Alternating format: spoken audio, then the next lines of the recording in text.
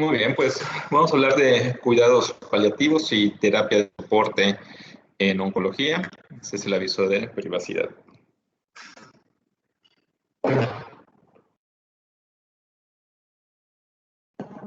Muy bien, entonces los cuidados paliativos actualmente se llaman eh, mejores cuidados de soporte, ¿no? Ese es un término que se adopta de un nuevo cambio por esta frase, ¿no? Esas palabras de inglés de supportive care.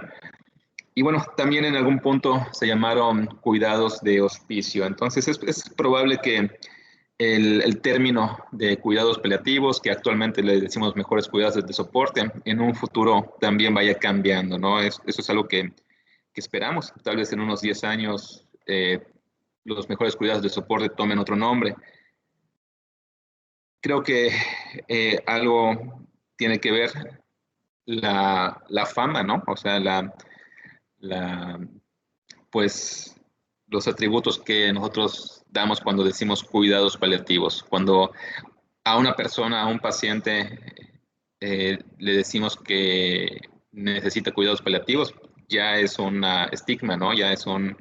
Es algo que significa que está cerca de la muerte o que está muy grave. Entonces, tal vez esta palabra de cuidados paliativos ya pierde eh, parte de su significado, ¿no? Yo creo que por eso, en parte, le vamos a empezar a llamar mejores cuidados de soporte. Muy bien, pues durante, pues conforme pasa el tiempo, ¿no? Hay nuevos avances que mejoran mucho la calidad de vida del paciente. Entonces, no solamente en cuestión de sobrevida, no solamente en cuestión de control de la enfermedad, hablando de cáncer, ¿no? Sino también hay calidad de vida, ¿no? Hay muchos medicamentos que disminuyen mucho la náusea, hay medicamentos que sirven para controlar muy bien el dolor, ¿sí?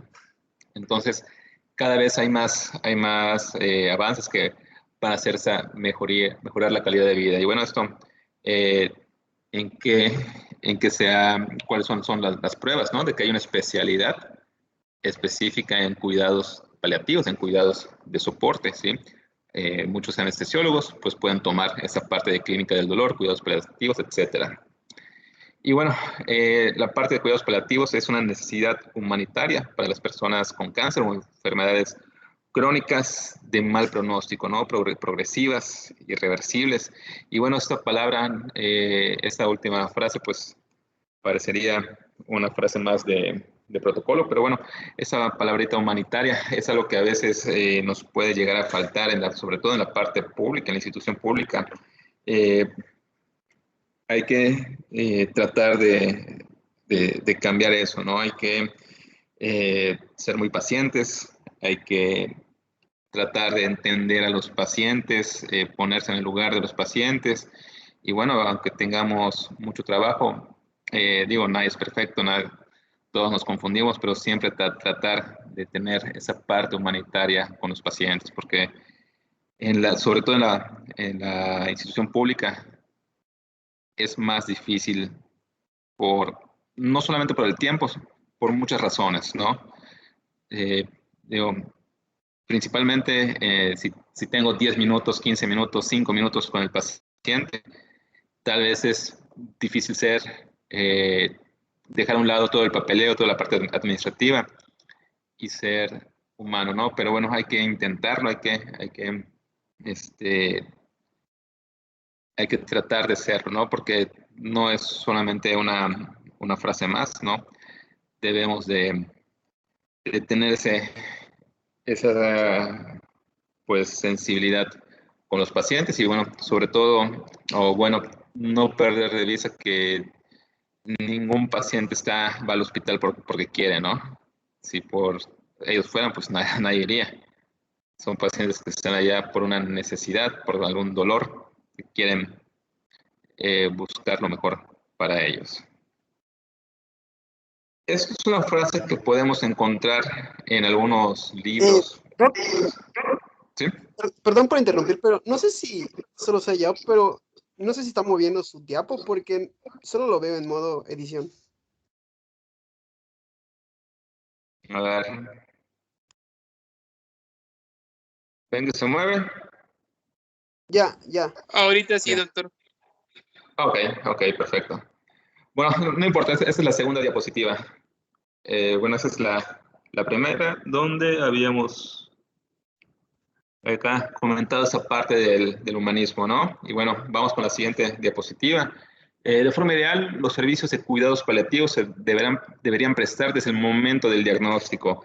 Eso es algo que podemos encontrar en algunas bibliografías, en algunos, pues, revisiones, cuando hablamos de mejores cuidados de soporte, pero siempre que mm, hay que ver, o sea, tener en cuenta los deseos del paciente, ¿no? Recuerden que decirle a un paciente que se va a cuidados paliativos a veces es un poco duro, es un poco difícil, porque, eh, porque enviarlo a una interconsulta o a una consulta a cuidados paliativos implica que tiene un mal pronóstico, ¿no? Tal vez no debería ser así, pero eso es lo que eso es algo que es ya es implícito, aunque no sea así, ya es implícito. Algunos autores dicen que no, y tienen razón, ¿no? O sea, los cuidados paliativos estrictamente no deberían ser únicamente para pacientes que tienen un mal pronóstico a corto plazo, ¿sí?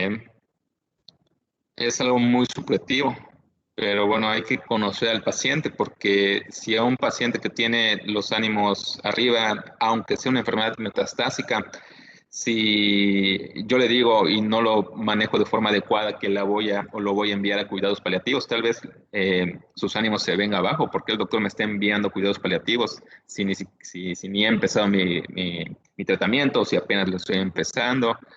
Eh, Digo, hay pacientes que lo van a aceptar de buena forma y hay pacientes que no lo van a aceptar de buena forma. Entonces, yo creo que esa frase de que a todos los pacientes hay que enviar cuidados paliativos desde su diagnóstico metastásico o desde que tengan un mal pronóstico, no, yo no comparto esa opinión, pero bueno, la parte de cuidados paliativos llega a ser muy subjetiva, ¿no? No es que sea no es que sea algo bueno o opiniones malas, sino son diferentes.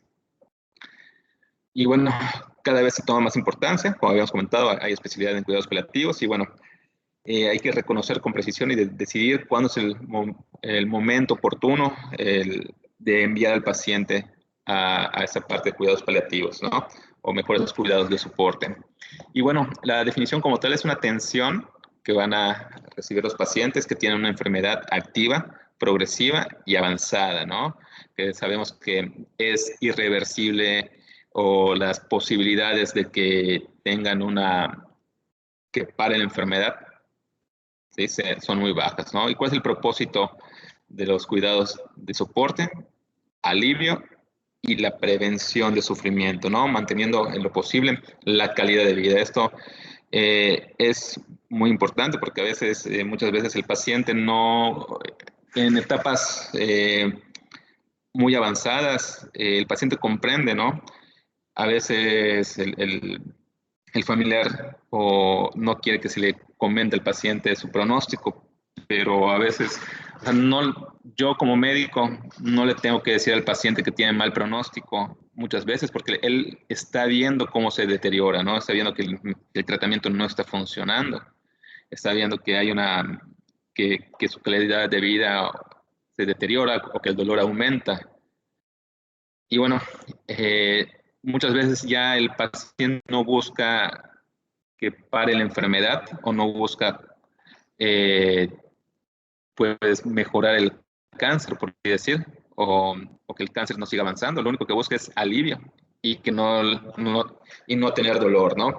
Y bueno, nosotros como médicos, pues eh, a lo que mayormente nos enfocamos es a esa parte, ¿no? El tratamiento médico, pues por obvias razones, pero no debemos de perder, no debemos de dejar a un lado, ¿sí? Que también existe un tratamiento psicológico, ¿no? En las instituciones, pues en la gran mayoría hay un departamento de psicología y también en algunas cuantas ya hay departamentos de tanatología. Entonces, hacer las interconsultas, involucrar a los psicólogos, vale mucho la pena, ¿no?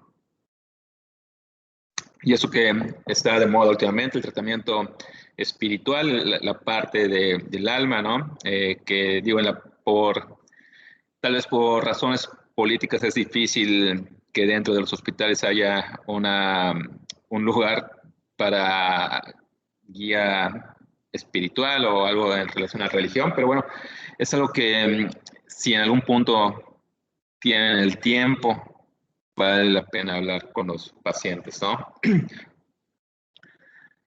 Esos son algunos objetivos de los cuidados de soporte, ¿no? Considerar la muerte como un proceso natural. Los cuidados paliativos no buscan ni prolongar la vida ni acelerar la muerte. Lo que buscan es que tenga una calidad de vida, que no tenga dolor o que tenga lo mínimo de dolor. Integrar aspectos psicológicos y espirituales de los pacientes con la parte médica, ¿sí?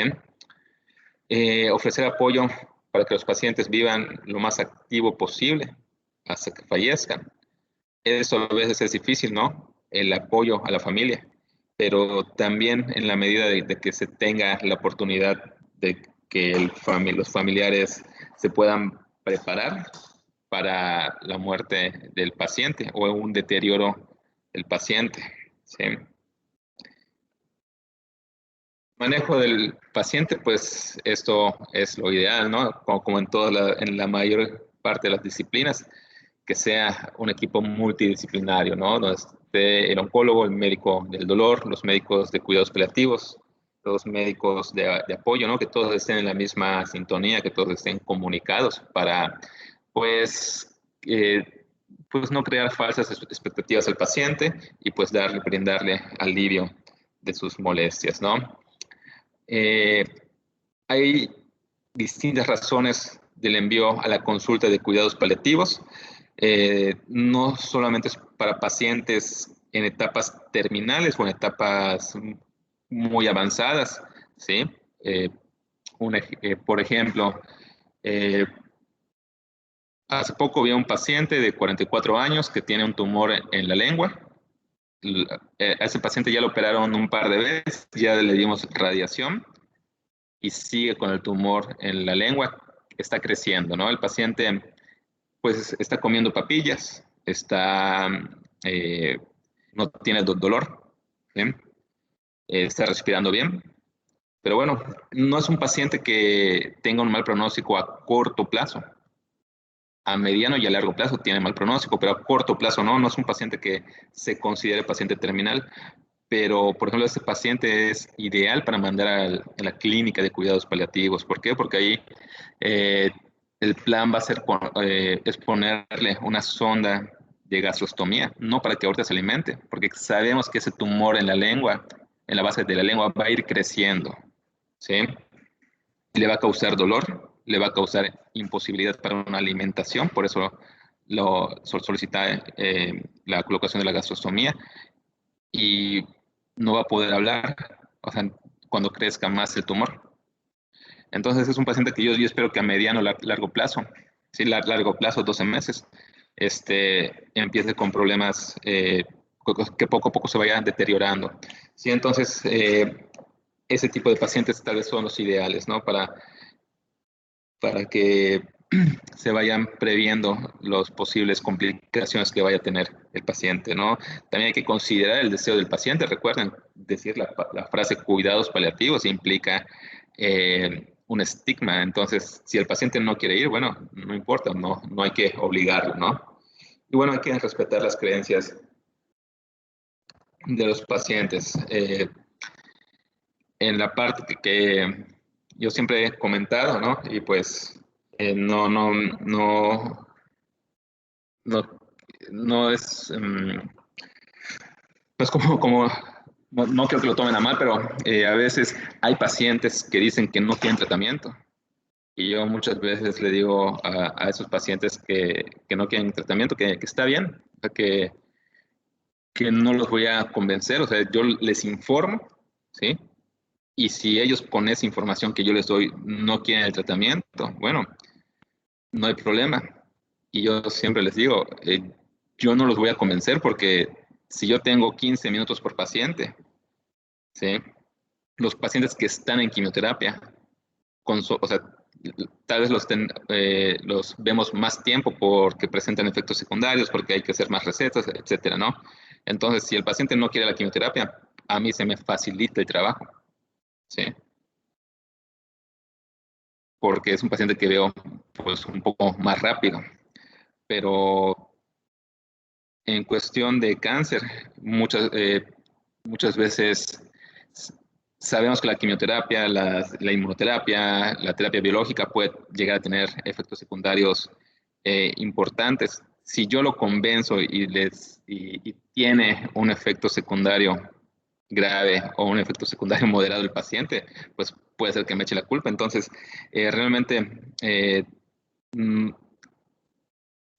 son muy pocos los pacientes a los que el médico oncólogo convence de que sea un tratamiento con sistémico, de una cirugía.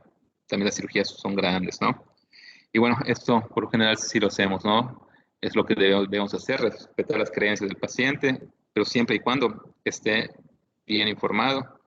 Este, no, no creo que sea bueno tratar de convencerlos de lo contrario. Muy bien. Eh, Hay que hablar con el paciente sobre las distintas metas, los distintos objetivos que vamos a llegar con los tratamientos, ¿no?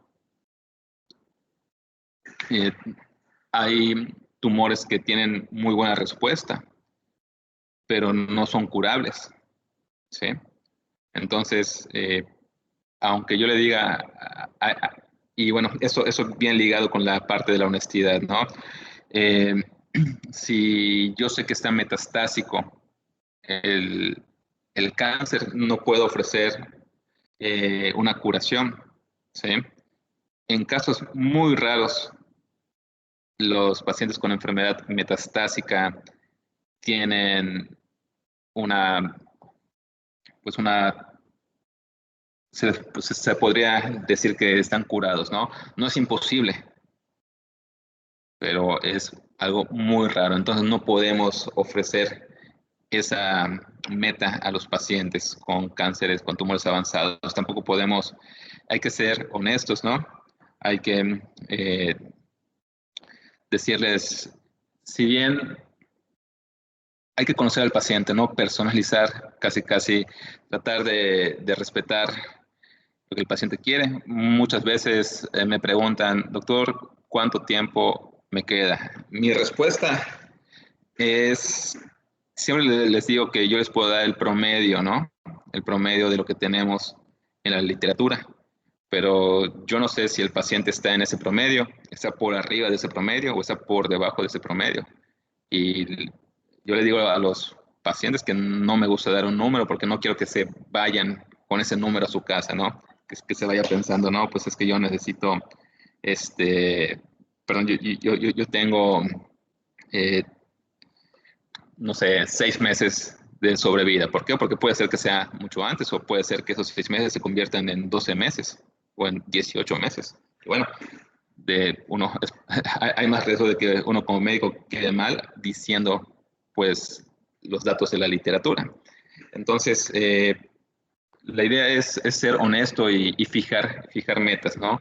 No siempre una curación, pero sí a veces podemos ofrecer un buen control o muchas veces no podemos, si bien no podemos ofrecer un éxito del tratamiento o una garantía del tratamiento, sí le podemos decir a la paciente que vamos a estudiar su caso, vamos a hacer lo posible, o sea, vamos a tratar de elegir lo mejor para su tratamiento y bueno, y eso también puede calmar a los pacientes, ¿no?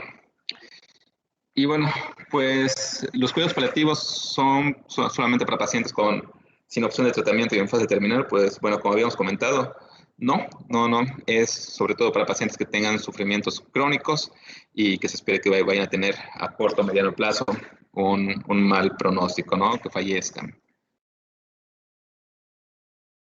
¿Cuáles son las consideraciones para referir a los pacientes a cuidados paliativos? Pues cuando existe una disminución progresiva e irreversible de las capacidades físicas para desempeñar las actividades diarias, en pocas palabras, un deterioro crónico irreversible, presencia de una enfermedad crónica grave, que el paciente esté teniendo múltiples ingresos hospitalarios. Tal vez cuando pasa esto, que llega a ser frecuente, muchas veces los médicos de clínica del dolor, los médicos de clínica de cuidados paliativos, enseñan a los familiares de los pacientes o al propio paciente cómo tratar el dolor, cómo tratar los signos y síntomas en casa. Y aunque a veces no es algo ortodoxo, pero ayuda mucho a que el paciente no visite el hospital, no estar en urgencias de un hospital, ya sea público o inclusive de los privados, realmente no es algo cómodo, ¿no? Cuando hay dificultad para el manejo de los síntomas relacionados a la enfermedad, definitivamente hay que pedir ayuda, ¿sí? A la clínica del dolor o algún otro especialista. Y bueno, si hay incertidumbre sobre el pronóstico de la enfermedad, también valdría la pena referir al paciente. Y bueno, esa es la evaluación sintomática, ¿no? Idealmente habría que hacer esta integración, ¿sí? Nosotros como médicos nos vamos a enfocar mayormente al sufrimiento físico, ¿sí? Pero bueno, no hay que olvidar toda esa parte, ¿no? Psicológico, social, espiritual, que si bien no siempre se va a poder, cuando tengamos la oportunidad, vale la pena, pues tratar de ver esos rubros. Vamos a empezar con una serie de síntomas, de cuestiones, ¿sí? Que pueden presentar los pacientes con enfermedad avanzada, ¿sí? Y bueno, y también algunos que no tienen enfermedad avanzada, pero se presentan sobre todo en pacientes que tienen mal pronóstico, ¿no? La fatiga, ese es un síntoma muy frecuente. Muchos pacientes con cáncer, ya sean etapas tempranas, lo obtienen, secundario la quimioterapia, la radioterapia, pacientes en etapas avanzadas, muchos lo presentan, ¿sí? En etapas metastásicas. Es de origen multifactorial, ¿sí? Hay muchos factores en juegos, eh, y bueno, a veces se minimiza o se considera una respuesta normal por la enfermedad. Esto yo creo que pasa porque no nos gusta hablar mucho de fatiga realmente, porque no tenemos un tratamiento ideal para la fatiga, ¿sí? Tal vez si tuviésemos un tratamiento ideal, pues le diríamos, bueno, pues tómese esto, haga esto, pero como no tenemos ese tratamiento ideal, tal vez digamos, bueno, es algo por la enfermedad, algo por la quimio y bueno, ¿qué más? ¿Qué más le duele o qué otra cosa? Pero bueno, eso es algo que pasa en muchos pacientes, ¿no? Se han intentado algunos tratamientos medicamentosos para mejorar la fatiga, como los ciclos cortos con esteroides, como la dexametasona, igual ciclos cortos con metilfenidato, pero los resultados son muy controvertidos, son muy polémicos, realmente no lo usamos de forma rutinaria, estos medicamentos. El ejercicio en algunos pacientes que tienen un estado funcional puede causar esta mejoría en la fatiga, ¿no? Suena un poco contradictorio, pero bueno, eso es lo que han dado algunos estudios, ¿no? Que al fin y al cabo la fatiga, ser algo subjetivo y multifactorial, es difícil de medir, es difícil de tener resultados pues fidedignos del 100%. Algo común y bueno, más que nada en estos tiempos, sobre todo, ¿no? La disnea, ¿sí? La disnea es la experiencia subjetiva de dificultad para respirar, que puede ser variable en lo cuantitativo y en lo cualitativo, ¿sí? La disnea es a lo que muchos van a referir y la mayor parte de los pacientes es una disnea que se puede manejar.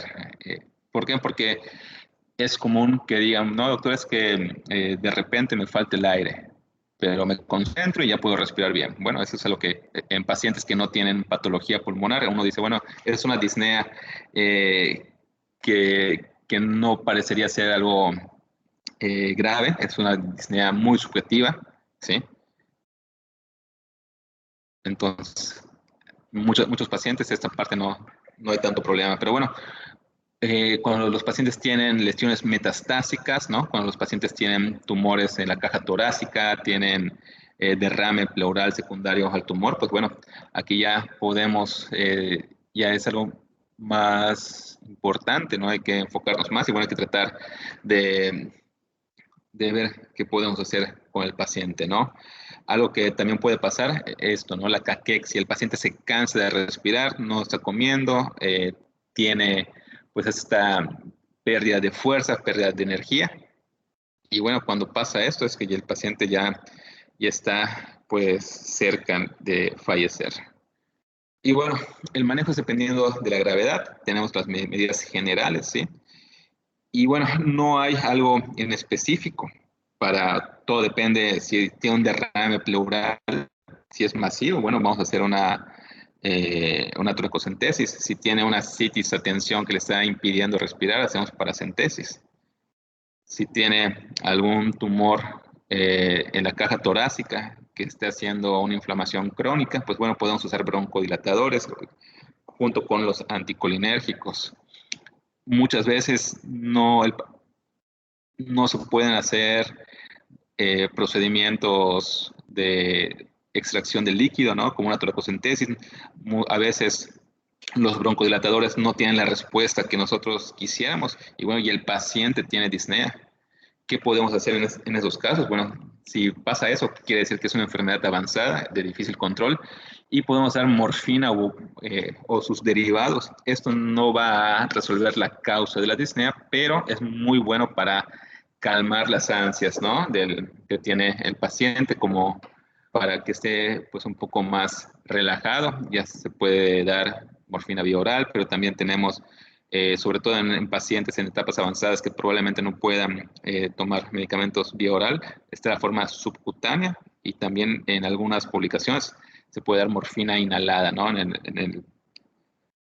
O sea, aspirada, ¿no? También tenemos ansiolíticos y en algunos, y bueno, la oxigenoterapia, sobre todo cuando baja la saturación de oxígeno.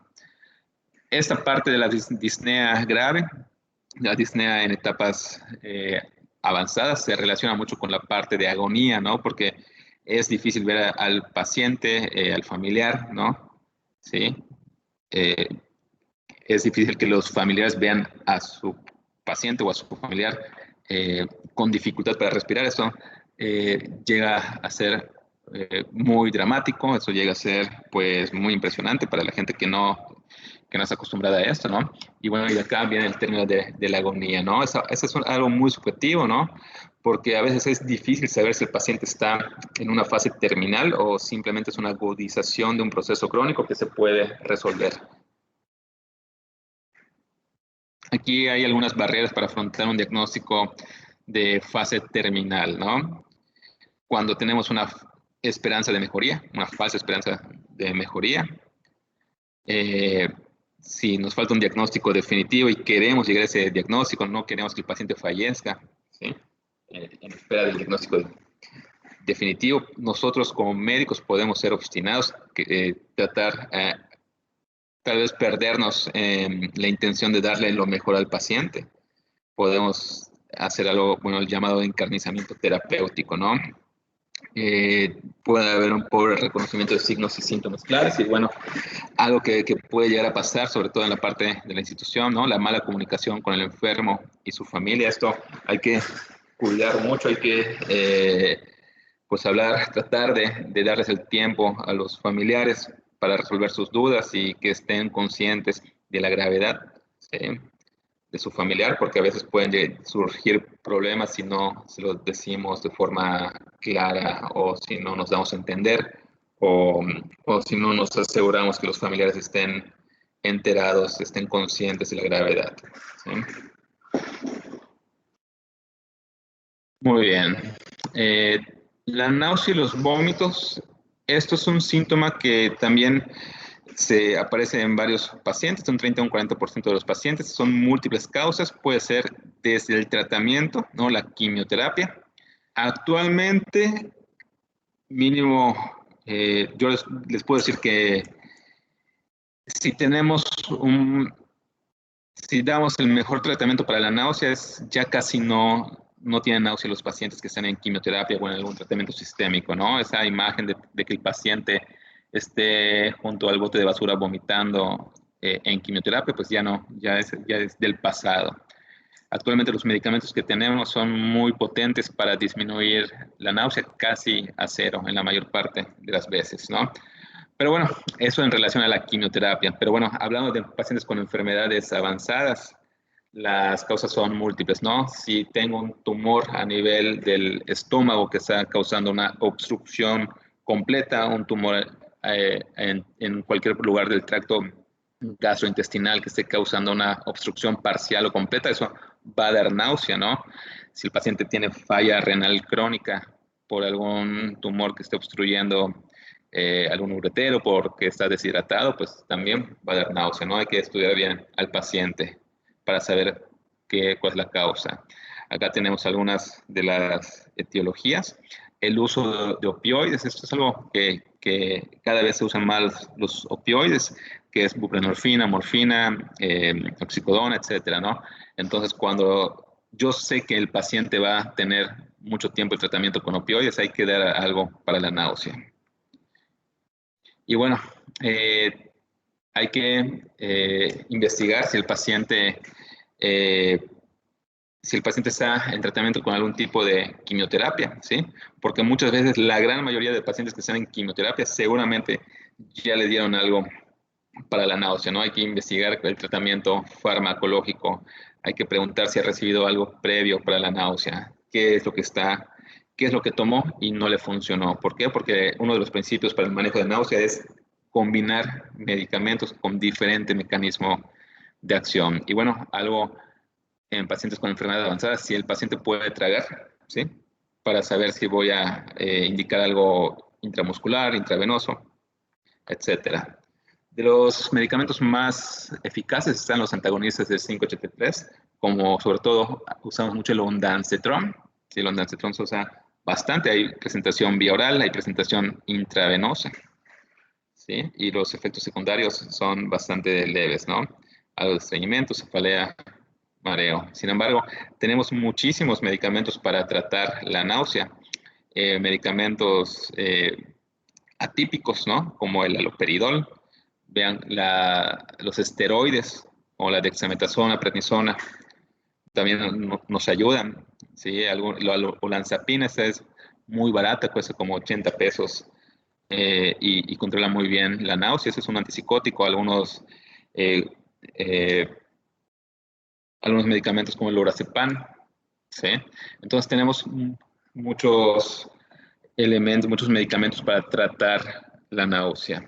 Yo creo que no son medicamentos de otro mundo, ¿sí? No son medicamentos que solamente el oncólogo pueda recetar, esos son medicamentos que cualquier médico con una cédula de, de medicina general lo puede recetar, ¿sí? Entonces decir al paciente que tiene náusea, no te puedo dar nada hasta que te vea tu oncólogo, creo que no es lo correcto. El estreñimiento, pues esta es la experiencia subjetiva de dificultad para defecar. Sí, esto puede ser secundario a opioides, a medicamentos antinauseosos, nos pueden dar mucho estreñimiento. Y bueno, el tratamiento son laxantes. Hay muchos laxantes, ya sean naturales, ya sea laxantes que se venden en farmacias como tal, medicamentos como tal. La mayoría funcionan, simplemente es educar al paciente, ¿no? Porque a veces es un ejemplo, ¿no? La lactulosa, el famoso Lactulax. ¿Cuánto te tomas? Una cucharada al día. Bueno, no es que no esté funcionando el medicamento, simplemente es subir la dosis, ¿no?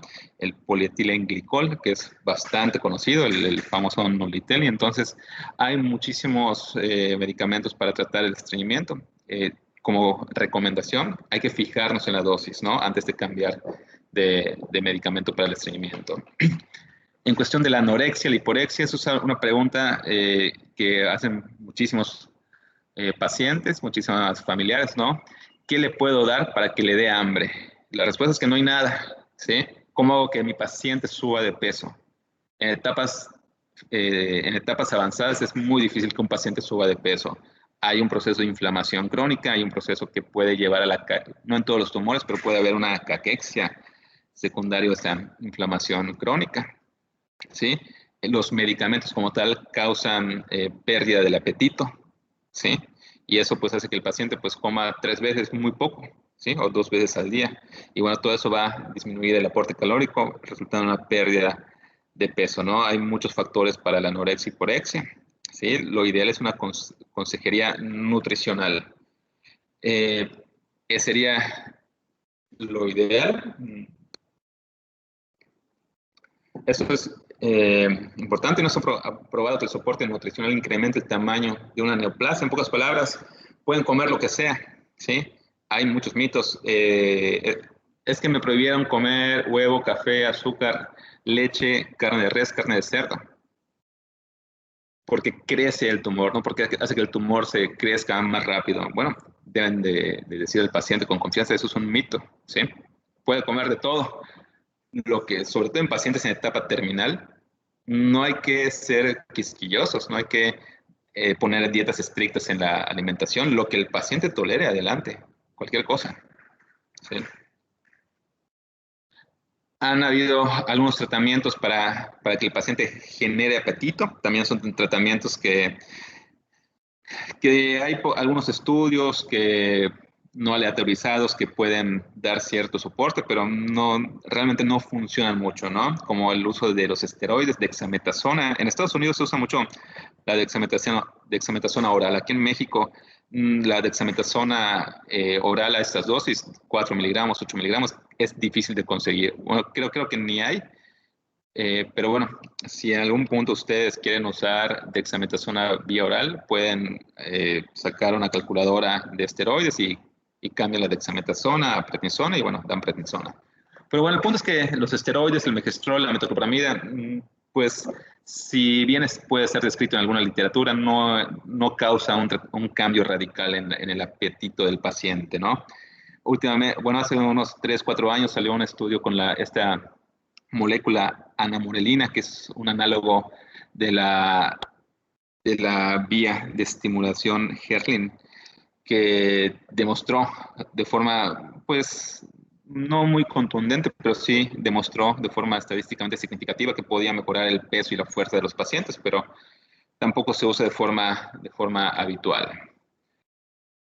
Las fórmulas nutricionales es común, doctor, puede tomar mi paciente en Sure, ¿no? Como le quieran decir, o le compramos esa fórmula, está bien.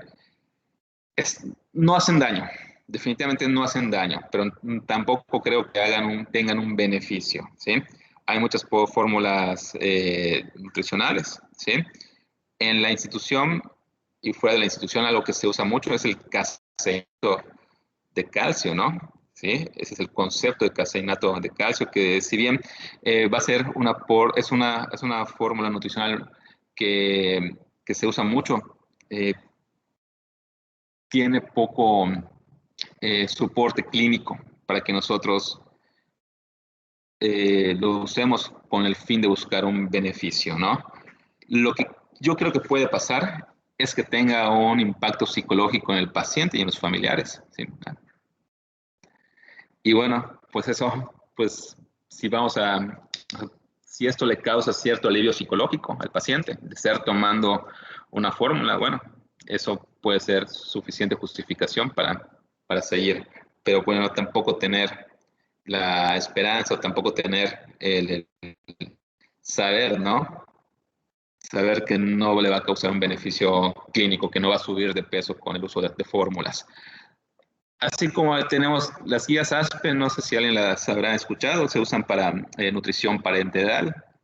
Pues estas guías tienen un apartado de guías clínicas en pacientes en tratamiento con cáncer, ¿sí? Y trasplante de células hematopoyéticas. Y bueno, realmente la recomendación es que no se use de rutina las terapias nutricionales de soporte, ¿no? Ya sea intravenoso, ya sea parenteral. Sí, realmente lo que sabemos es que se puede utilizar, pero más que nada en pacientes desnutridos que van a ser sometidos a una cirugía. En eso pues están los estudios. Y bueno, algunas fórmulas de inmunonutrición pueden ser utilizados igual en pacientes desnutridos que van a ser sometidos a cirugías y sobre todo a nivel gastrointestinal, ¿no? No se debe de usar el tratamiento de soporte nutricional rutinario en pacientes con quimioterapia y radioterapia. Y bueno, a veces se cree que el omega 3 pudiese ayudar a algunos pacientes malnutridos a mantener cierto peso. Entonces, la parte de nutrición es un tema aparte, ¿no? Es un tema bastante interesante, pero lo que sí sabemos es que tenemos muy poca evidencia que una dieta en especial, que una fórmula en especial vaya a hacer que el paciente suba de peso o le dé más hambre, sobre todo en etapas avanzadas. En cuestión de neutropenia, eso es algo que en los servicios de urgencias se puede ver, sobre todo que el paciente llegue por fiebre y bueno, y si le preguntaban los antecedentes, le pusieron 1 o 2 semanas antes la quimioterapia, ¿no? Y bueno, hay que la manifestación más importante de la neutropenia es la fiebre. ¿Por qué? Porque una fiebre es por lo general secundaria a una infección y una infección mal controlada, pues puede derivar en la muerte del paciente. Entonces tenemos que valorar y si es necesario dar un ciclo de antibiótico intrahospitalario o un ciclo de antibiótico ambulatorio en casa. Se usan los factores de colonias de granulocitos, ¿sí? Como el filgrastim, etcétera, ¿no? Normalmente esto, ¿cuál es la mayor utilidad de usar estos factores estimulantes de colonias? Profiláctico antes de la quimioterapia, ¿no? Perdón, profiláctico antes de que el paciente tenga neutropenia. Normalmente lo damos después, al día siguiente de la quimioterapia, ¿sí? Si el paciente llega ya con una neutropenia a urgencias o al consultorio con neutropenia y fiebre, sí le podemos dar esos agentes, pero bueno, no han demostrado que mejore la mortalidad. Y bueno, como uno de los últimos puntos es el dolor por cáncer. Esto pues hay que clasificar el dolor. Esto no es algo que sea exclusivo de oncología, esto es de cualquier rama de la medicina, ¿sí? O sea, hay que hacer una buena exploración, hay que hacer un buen interrogatorio, sobre todo interrogatorio, ¿sí? Porque a veces no es tan evidente como nosotros creemos. Hay que saber si es un dolor de tipo cólico, es un dolor de tipo neuropático, ¿sí? Si es de tipo ardoroso, dónde se encuentra, si tiene una relación con el tumor, si tiene una relación con algún tratamiento, si tiene... Eh, eh, ¿Por qué? Porque dependiendo de eso, va a ser nuestro tratamiento, ¿no? Si tiene un dolor neuropático, tal vez dar una AINE no sea la mejor opción, mejor doy algún tipo de inmunomodulador. Si tiene un dolor de tipo cólico, pues le doy algún antiespasmódico, ¿no? O sea, darle un modulador de dolor, pues tal vez un neuromodulador tal vez no tenga mucho sentido, ¿no? Por eso es necesario hacer una buena una buena historia clínica, ¿no? Y bueno, para pacientes sobre todo, se usan estas escalas en pacientes que tienen dolor crónico para ver cómo van los medicamentos, cómo va el tratamiento que estamos administrando, si realmente está funcionando para algo en especial. Y bueno, esto es algo que teóricamente cualquier médico con cédula de médico general, cualquier persona con cédula de médico general puede manejar, ¿sí? Teóricamente, si yo voy a la COFEPRIS y quiero si yo quiero eh, prescribir morfina, la COFEPRIS me va a pedir mi cédula de médico general para que me dé el, el recetario especial. Es suficiente con eso. El problema es que no se hace, ¿sí? Aquí en México estamos al revés de Estados Unidos. En Estados Unidos hay un gran problema porque hay una prescripción muy importante de opioides, ¿sí? Hay personas adictas a los opioides, se están prescribiendo muchísimos opioides, mientras que en México nada más mencionar morfina, mencionar codeína, sí asusta, bueno, parecería que asusta a varios médicos, ¿no? Digo, hay que quitarse ese miedo, ¿no? Porque no podemos no podemos prescribir siempre los mismos AINES, lo de pregabalina, gabapentina, ¿no? Sobre todo en pacientes que tienen un dolor crónico, pacientes que tienen un dolor intenso, ¿sí? Tenemos estas opciones, ¿no? El escalón 1, como habíamos comentado, son los AINES, ¿sí? Dolores leves, ¿sí? Desinflamatorios, dolores articulares, ¿no? Llegan a ser muy buenos para este tipo de dolor muscular, artralgia, cefalea, ¿sí? Pueden ser solos o inclusive pueden ser combinados sin ningún problema. En el escalón 2, pues ya metemos los opioides débiles. Yo les recomiendo que si tienen cierto temor a usar opioides, porque definitivamente en los hospitales, en la mayor parte de los hospitales, hasta médicos especialistas no quieren usar los opioides fuertes, ¿no? Entonces, muchas veces el aprendizaje del uso de opioides es autodidacta. Yo les recomendaría que si tienen cierto temor por usar opioides, pues bueno, vamos a iniciar con los opioides débiles. La combinación tramadol con ketorolaco, tramadol con paracetamol son muy buenas, se tolera bastante bien con el paciente y tienen una dosis de tramadol leve, ¿no? Por ejemplo, esta combinación de tramadol-paracetamol usamos 37.5 miligramos de tramadol y la dosis, pues ya una dosis un poco más fuerte, es de 100 miligramos. Entonces, no es una dosis tan elevada, pero le va muy bien al paciente. Y bueno, si yo tengo ciertas dudas o estoy aprendiendo a usar opioides, pues vale la pena usar estas combinaciones, ¿no?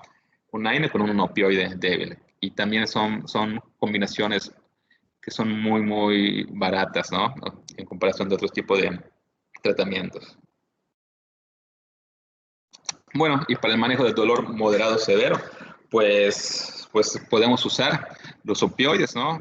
A veces, digo, definitivamente a todos los médicos tenemos, por la enseñanza, cómo nos formaron, tenemos cierta, no queremos llegar a usar los opioides, tenemos cierto temor, claro, hay que usarlos con, con cierto respeto, ¿sí? Hay que usarlos, claro, tal vez con cierto temor, pero hay que usarlos también confiados en que sabemos las indicaciones, sabemos cómo usarlos, las dosis, o sea, hay que usarlos teniendo en cuenta que ya sabemos, ya tenemos la teoría, ¿sí? Entonces, hay que saber si un paciente ya ha usado antes o no los opioides. Y bueno, hay hay muchas formas de usar, hay muchos medicamentos, ¿no? Aparte de la morfina es el más atractivo porque es más barato. Eh, Aquí en Yucatán, no en todas las farmacias lo venden, pero es algo que es relativamente barato. Es muy efectiva la morfina, ¿sí? Trae muchos efectos secundarios que se pueden manejar de forma bastante adecuada. Pero bueno, si no queremos la morfina por alguna razón, pues tenemos varios tipos de medicamentos. Están los fentanilos en parche, Bioral, metadona, la oxicodona, hidromorfona también tenemos, codeína. ¿Sí? Entonces, yo les recomendaría que en la medida de que si su práctica clínica lo necesita, ¿sí? Si se dedican a ver pacientes que tengan un dolor intenso, pues estudien para poder usar estos medicamentos de forma adecuada y van a ver que el paciente se los va a agradecer muchísimo, ¿no? Quitar el dolor. Aparte de los medicamentos clásicos, pues tenemos los analgésicos atípicos, ¿no? Como los antidepresivos, la metotrexatina y imipramina se usan como antidepresivos, pero bueno, al fin y al cabo se ha visto que pueden modular un dolor crónico, ¿sí? También la duloxetina, la gabapentina, pregabalina, también los moduladores son muy usados, nos ayudan muchísimo al control del dolor. Y bueno, a veces el dolor tiene ciertas características que se puede hacer que se debe de hacer de forma quirúrgica su tratamiento, ¿no? Por ejemplo, una fractura patológica en cualquier parte no vamos a mejorar el pronóstico del paciente, pero sí le vamos a disminuir el dolor. Si hay una cefalea importante por hidrocefalia, tumores esofágicos, etcétera, ¿no? Y bueno, también algo que usamos mucho es la radiación a zonas de dolor, sobre todo cuando hay dolor, dolor secundario, alguna metástasis ósea, ¿sí? Usamos cuando hay cefalea eh, por tumor en el sistema nervioso central, ayuda mucho. Es bastante notorio y es muy notable cómo las pacientes que tienen metástasis en el sistema nervioso central, inician con una cefalea muy, muy fuerte, ¿no? Que no mejora con AINES y vamos a ver una mejoría muy, muy buena cuando iniciamos esteroides. Y una vez que la paciente o el paciente inicia la radiación, eh, hay una notable mejoría de la cefalea, casi casi desaparece, solo bastante llamativo. Muy bien, y bueno, la parte de cuidados paliativos abarca muchas cosas. Recuerden que nosotros nos enfocamos principalmente en la parte médica, pero en lo que podamos ayudar al paciente de forma psicológica, en lo que podamos ayudar al paciente de forma espiritual, también, o sea, vale la pena hacerlo, ¿no? Muy bien, no sé si alguien tenga alguna pregunta.